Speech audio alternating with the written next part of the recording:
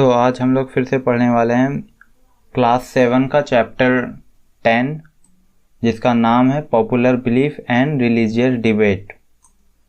तो इसके तहत हम लोगों ने पार्ट 1 कंप्लीट कर चुका है जो कि ए लेजेंड अबाउट गुरु नानक तक हम लोगों ने उसमें पढ़ा था। तो अब वहीं से शुरू करते हैं। ए legend about Guru Nanak. It is believed that when Guru Nanak was scheduled to stay at a village for the night, two people, one rich and other poor, invited him. Guru Nanak closed the latter, at which the rich man protested. Guru Nanak asked him both of fetch chapatis from their respective houses. He then squeezed the chapati, hard-blooded oozed out of the rich man's chapati, while milk dropped from the poor man's. He explained that this was because the rich man exploited the poor, while the poor man earned his bread by honest hard work. तो यह एक गुरु नानक को लेकर के पौराणिक कथा में ऐसा कहा जाता है, माना यही जाता है कि जब गुरु नानक को रात के लिए एक गांव में ठहरना था एक रात के लिए, तो दो लोग, एक अमीर और दूसरा गरीब, उन्हें अपने घर आमंत्रित करते हैं। गुरु नानक ने गरीब आदमी को चुना, जिस पर अमीर आदमी ने काफ़ी विरोध किया। गुरु नानक ने उन दोनों से उनके अपने अपने घर से चपाती लाने को कहा। फिर उन्होंने चपाती को मजबूती से स्क्वीज किया यानी दबाया। अमीर आदमी की चपाती से खून बह रहा था, जबकि गरीब आदमी की चपाती से दूध टपक रहा था। उन्होंने समझाया कि इसका कारण यह था क्योंकि अमीर आदमी गरीब का शोषण करता था, जबकि गरीब आदमी ईमानदारी से मेहनत करके अपना रोजगार करता था।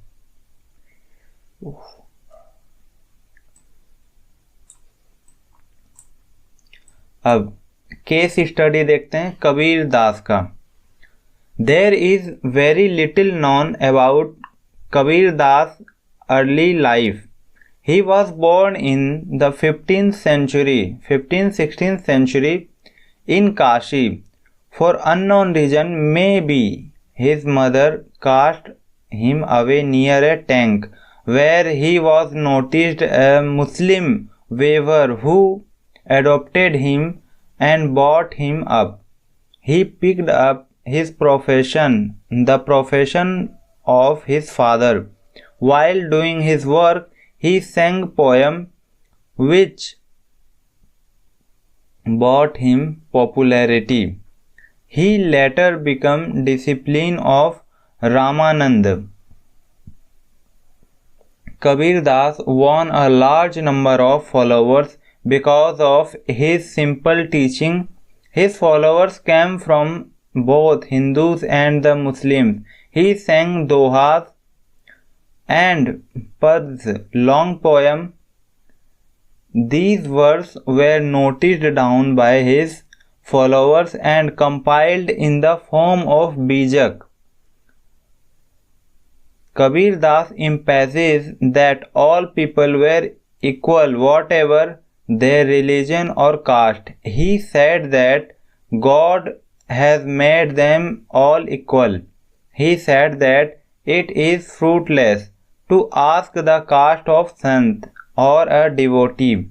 He taught his followers to be practical in life and taught them the virtues of honesty, truthfulness, sweet speech and right action.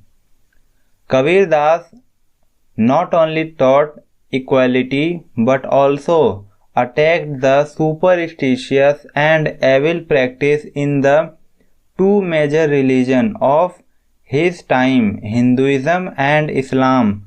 His teaching are relevant even today. तो कबीरदास का मामला जो है वो देखते हैं।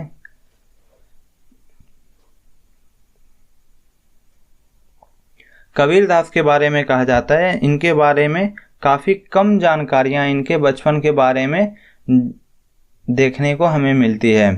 वह पांदरपुर नगर में 5वीं या 15वीं 16वीं सदी में पैदा हुए थे। अज्ञात कारणों से कहा जाता है शायद उनकी मां ने उसे एक तालाब के पास छोड़ दिया था, जहां एक मुस्लिम बुनाई करने वाला ने उसे देखा और उसे गोद लिया और उसका पालन पोषण किया। उसने अपने पिता का पेशा, जो उनके पिता काम करते थे, उसी पेशे को अपनाया। अपने काम करते समय उन्होंने कई बार कविताएं गाई जो उसे लोकप्रियता दिलाती है। इनके कारण वह पॉपुलर हो जाते हैं। बाद में वह रामानंद के शिष्य बन जाते हैं। कबीर ने अपनी सादगी वाली शिक्षाओं के कारण बड़ी संख्या में फॉलोअर्स को आकर्षित किया।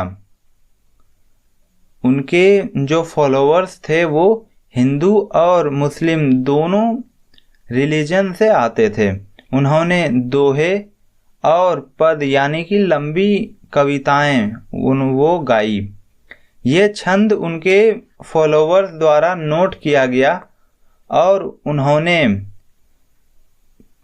लंबी कविता और दोहे दोनों को मिलाकर एक संकलित रूप दे दिया, जिसे विजक कहा गया। कबीरदास ने इस बात को जोर दिया कि सभी लोग अपने धर्म या जाति कुछ भी हो, वे सभी बराबर हैं। उन्होंने कहा कि भगवान ने सभी को बराबर बनाया। उन्होंने यह भी कहा कि एक संत या भक्त की जाति पूछना व्यर्थ होता है। उन्होंने अपने अनुयायियों को जीवन में व्यवहारिक बनने की शिक्षा दी। उन्हें ईमानदारी, सच्चाई तथा मीठा भाषण और सही कार्य करने के गुणों का आदर करने का संदेश दिया। कबीरदास ने बराबरता के साथ साथ, इक्वालिटी के साथ साथ अपने समय के दो प्रमुख धर्म हिंदू और इस्लाम की अंधविश्वास और दुष्ट जो प्रथाएं थी उनकी भी आलोचना की। उनकी शिक्षाएं आज भी महत्वपूर्ण हैं।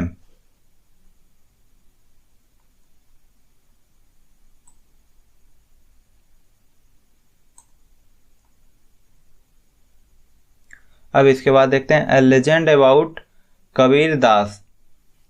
तो it is believed that when Kabirdas died, his followers started to quarrel. The Hindu followers wanted to cremate his body while the Muslim wanted to bury it. In the end, when they looked at the dead body, they found that it was only a heap of flowers. Then shared the followers between them for final disposal.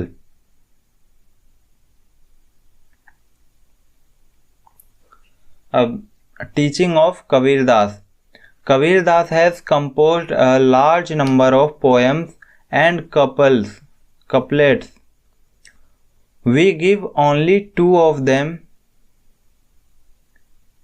जिसमें एक है बुरा जो देखन में चला, बुरा न मिलया कोई, जो दिल खोजा आप ना, मुझसा बुरा ना कोई। एंड सेकेंड है, फिर इसके बाद है that means I set out in search of an evil person, but found none. And when I looked within, I found no person more evil than I. मतलब कहा जा रहा है कि जब मैंने इस जहां में दूसरों के अंदर बाकी जो लोग हैं उन सभी में मैंने जब बुरा खोजने की कोशिश की तो मुझे कोई बुरा नहीं मिला, लेकिन जब मैंने अपने आप को ही देखा तो मुझसे बुरा इस जहां में और कोई नहीं दिखने को मिला। फिर इसके बाद है काल करे सो आज कर, आज करे सो अब, पल में परलय होएगी बहुरी करेगा कब। That means do today what you plan to do tomorrow, and do right now what you intend to do today. The world can end in a moment, then you will get a chance to do it. अब कहा जा रहा है, इसके तहत कहा जाता है कि जो हमने प्लान किया है कल करने का उसे आज कर लेना सही है, और जो आज करने वाले हैं उसे अभी करना सही होगा, क्योंकि ये जो वर्ल्ड है ये वर्ल्ड एक मोमेंट के अंदर ख़त्म हो सकता है। तो हमें जो चांस मिला है उसमें ही हमें, तो कहा जा रहा है इसमें कि हमें दोबारा फिर कभी चांस नहीं मिलेगा। ये जो मोमेंट अभी चल रहा है वो।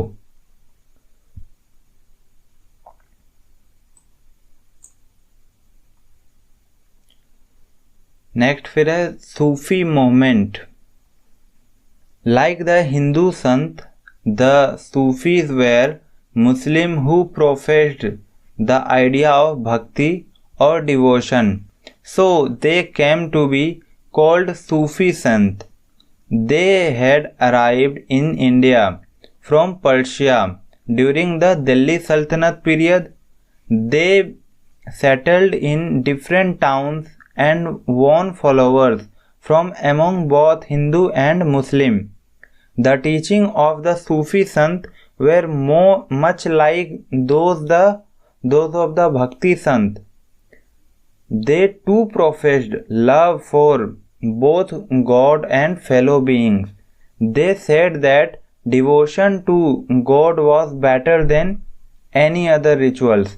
They said that all people are created by God and are equal.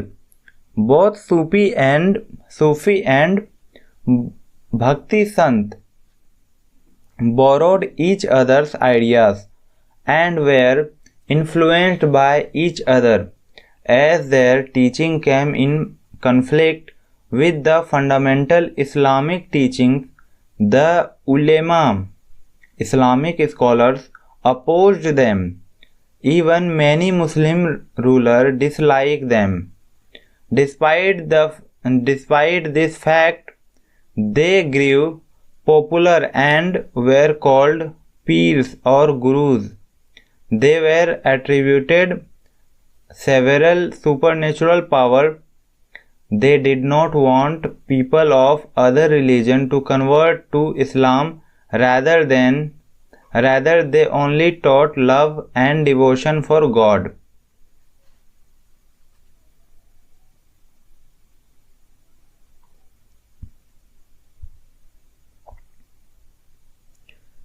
Hindu संतों की तरह ही सूफी आंदोलन के मुस्लिम साधक भक्ति के विचार को प्रारंभिक किया गया, इसलिए उन्हें सूफी संत कहा जाता था। वे दिल्ली सल्तनत काल के दौरान पर्शिया से भारत आए थे। वे विभिन्न शहरों में बस गए और हिंदू और मुस्लिम दोनों के बीच से अनुयायियों को, यानी जो फॉलोअर्स हैं, उनको जीतना शुरू किया, उनके दिल को जीतना शुरू किया, उनके मन को भाने लग गए। सूफी संतों की शिक्षाएं भक्ति संतों की ही तरह थी, यानी सूफी संत जो थे वो बिल्कुल सिमिलर थे भक्ति संतों की ही तरह। उन्होंने भी भगवान और साथी मानव के प्रति प्रेम की भावना को प्रकट किया। उन्होंने कहा कि भगवान के प्रति भक्ति किसी भी अन्य आचरण से बेहतर है। उन्होंने कहा कि सभी लोग भगवान द्वारा बनाए गए हैं और समान हैं। सूफी और भक्ति संत एक दूसरे के विचारों का उदाहरण हैं और एक दूसरे के प्रभाव में आए हैं। उनकी शिक्षाएं मूल इस्लामी शिक्षाओं के साथ टकराई। फिर उलेमा जो इस्लामी विद्वान थे, उन्होंने इनका विद्रोह भी किया, इनका विरोध किया। बहुत से मुस्लिम शासक भी उन्हें नापसंद करते थे। इसके बावजूद वे लोकप्रिय हो गए और उन्हें पीर या गुरु कहा गया। उन्हें एक अद्वैत शक्तियों का लाभ मिला। उन्होंने चाहा कि अन्य धर्मों के लोग इस्लाम में परिवर्तित ना हो, बल्कि उन्होंने केवल भगवान के प्रति प्रेम और भक्ति की शिक्षा दी।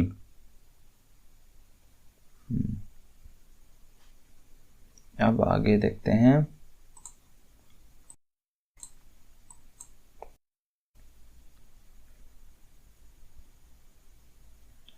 An important feature of Sufi Sant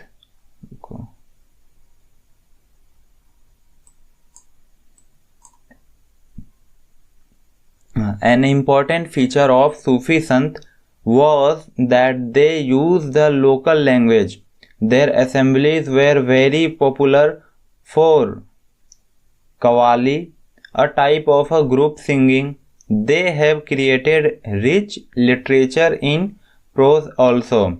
They practiced different way to please God, such as singing, dancing, discussion, training of mind, breath control, etc. These ways are very similar to those of the Hindu Bhakti Sant. Different Sufi Sant practiced different methods which brought into existence different silsila or order. Two important ones of them were the Chishti silsila and the Suhrawardi silsila.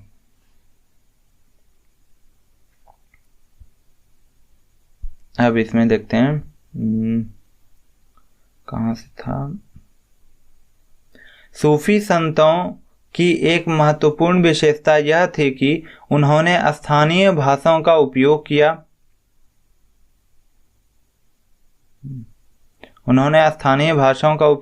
था। उन्होंने सभाओं के लिए कवाली यानी एक प्रकार का जो समूह गाना गाया जाता है, इसके लिए बहुत प्रसिद्ध थे। उन्होंने प्रोज में भी धनी साहित्य यानी काफ़ी ज़्यादा बेहतर जो साहित्य बनाने की कोशिश की। उन्होंने भगवान को खुश करने के लिए विभिन्न तरीकों का अभ्यास किया, जैसे गाना गाना, नृत्य, चर्चा, मन की प्रशिक्षण, श्वास नियंत्रण आदि। ये तरीके हिंदू भक्ति संतों के तरीकों के बहुत ही समान थे, बिल्कुल सिमिलर थे उनके। विभिन्न सूफी संतों ने विभिन्न तरीकों का अभ्यास किया, जिसके परिणाम स्वरूप विभिन्न सिलसिलाओं या क्रम उत्पन्न हुए। उनमें से दो महत्वपूर्ण थे, पहला चिश्ती सिलसिला और दूसरा सुहरवर्दी सिलसिला। तो चिश्ती सिलसिला आप देखते हैं। चिश्ती सिलसिला, there where 3 important Sufi Sant of this order, namely Muinuddin Chishti, Baba Farid and Nizamuddin Auliya. They have their dargah and at Ajmer in Rajasthan, Hansi in Haryana and Delhi respectively. These Sufi Sant composed beautiful verse and sang them in musical assemblies. Their dargah continue to attract a large number of people from different faith to date. अब चिश्ती सिलसिला। इस क्रम के 3 महत्वपूर्ण सूफी संत थे जिनके नाम मोइनुद्दीन चिश्ती, बाबा फरीद, निजामुद्दीन औलिया थे। उनके दरगाह मकबरा अजमेर, उनके जो दरगाह हैं मकबरा जो वो अजमेर में राजस्थान के अजमेर में थे, हांसी हरियाणा और दिल्ली में स्थित थे। इन संतों ने सुंदर छंदों को रचा और उन्होंने उन्हें सांगीतिक सभाओं में गाया भी।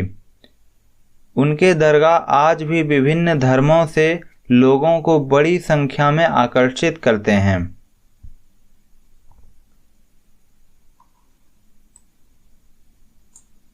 अब सुहरावर्दी सिलसिला। The important Sufi sant of this order where Sheikh Bahauddin Zakariya, Shah Alam Bukhari and Sheikh Sahibuddin Suhrawardi. They have their dargah in Multan, which is now in Pakistan, Gujarat and Sylhet respectively. 2 other famous Sufi Sant were Nasiruddin Chirag-e-Dilli at Delhi and Sayyid Muhammad Jesudraj at Gulbarg. अब सुहरवर्दी सिलसिला में इस क्रम के महत्वपूर्ण सूफी संत थे शेख बहाउद्दीन जकारिया, शाह आलम बुखारी और शेख शिहाबुद्दीन सुहरवर्दी। उनके दरगाह मुल्तान जो कि अब पाकिस्तान में है, गुजरात और सिलहट में स्थित थे। 2 और प्रसिद्ध सूफी संत थे नसरुद्दीन चिरागे दिल्ली जो कि दिल्ली में और सईद मोहम्मद गैसुदराज जो कि गुलबर्ग में है, गुलबर्ग में स्थित है।